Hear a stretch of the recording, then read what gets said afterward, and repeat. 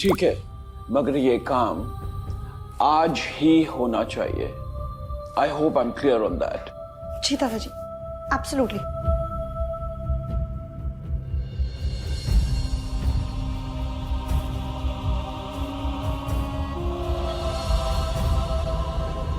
शौर्य शनाया का ही कजिन था, जो हमेशा से शनाया को बिजनेस से बाहर करना चाहता था। उसकी हसरत थी कि एक दिन वो इस बिजनेस एम्पायर को हासिल कर ले, और इसके लिए शनाया को वो हर हाल में पीछे छोड़ना चाहता था। अप्रूवल के लिए आई हो, मगर अफसोस अब कोई फायदा नहीं है, क्योंकि उस ऑफिसर को मैंने ऑलरेडी खरीद लिया।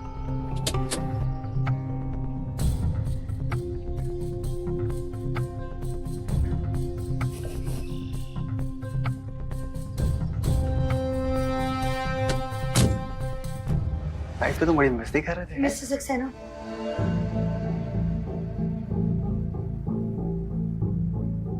कहिए शनाया जी, कैसे आना हुआ? गिल कंस्ट्रक्शन की जो बिल्डिंग है उसके सारे डॉक्यूमेंट्स कंप्लीट हैं और हर जगह पर सारे नियमों का पालन भी किया गया है। बावजूद इसके हमें अप्रूवल नहीं मिला। क्या मैं आपसे पूछ सकती हूँ कि आपने ऐसा क्यों किया? मैंने इन्हें ऐसा करने बोला था। कामिनी, तुम यहाँ? हाँ, मैं यहाँ, मैं यही काम करती हूँ। और ये जिस सक्सेना से तुम बात कर रही हो ना, वो मेरा पति है शनाया। जब मुझे पता चला कि तुम्हें हमारे अप्रूवल की ज़रूरत है, तो मैंने ही इन्हें ऐसा करने से मना कर दिया। आज मेरा पति वो जगह पे है जहाँ वो तुम्हारा काम बना भी सकता है और बिगाड़ भी सकता है। लेकिन तुम तो बहुत पैसे वाली हो ना शनाया, क्यों जाओ करवा लो अपना काम, जिससे भी करवा सको। कामिनी, जो कुछ भी हुआ वो सब मेरी गलती थी। मैं बहुत नासमझ थी।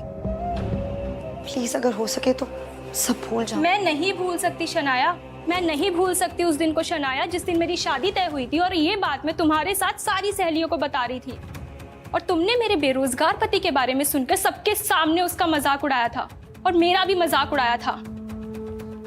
सारी सहेलियां हंस रही थी मेरे ऊपर और मैं रोते हुए वहां से आई थी। कामिनी देखो, वो सब मेरी नासमझी थी और मैं बहुत ज्यादा शर्मिंदा हूँ। शर्मिंदा होने से काम नहीं चलेगा शनाया।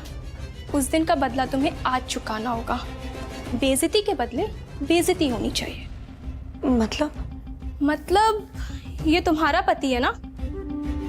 इसने आज तक कौन से झंडे गाड़ दिए शनाया? अरे इसकी तो मेरे पति के बराबर खड़े रहने की भी औकात नहीं है। और मैंने सुना है कि ये घर जमाई बनकर रहता है। कामिनी, अब तुम गलत बोल रही हो। मैंने अभी कुछ कहा ही कहा है शनाया। ठीक है, अब सुनो, अगर तुम्हें अप्रूवल चाहिए तो तुम्हारे पति को बोलो मेरे पति के सामने हाथ जोड़ के गिड़गिड़ा के अप्रूवल की भीख मांगे। कामिनी, तुम बाहर का रास्ता उधर है शनाया।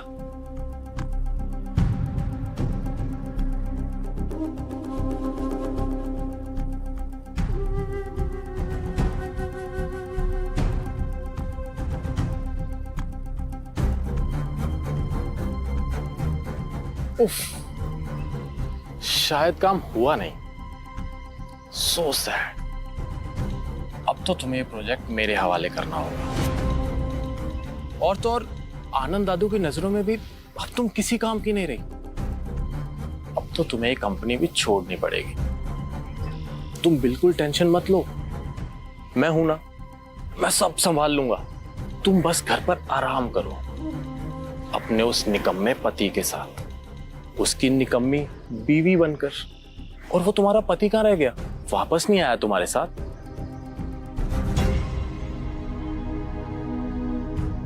बाहर से शीशे के उस पार क्या हो रहा है ये साफ दिख रहा था।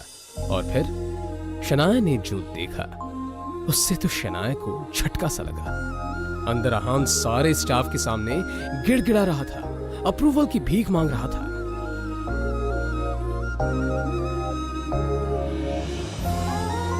सचमुच बहुत प्यार करता है तुमसे, तुम्हारे लिए कुछ भी कर सकता है। वैसे कहाँ से मिला तुम्हें ये? खैर